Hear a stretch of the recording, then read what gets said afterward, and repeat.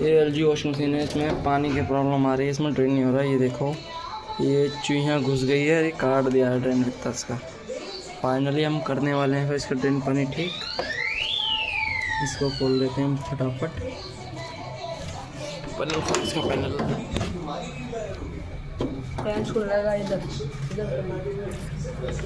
बहुत ज़्यादा ओल्ड है, देखो देख सकते हो, ये उर्दू में लिखा हुआ है।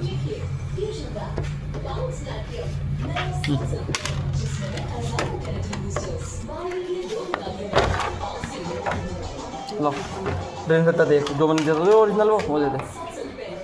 इसमें लगा हमारा ड्रेन करता, इसमें इससे ज़्यादा, इसमें इससे फिर ज़्यादा नीचे ही था। मुझे देखिए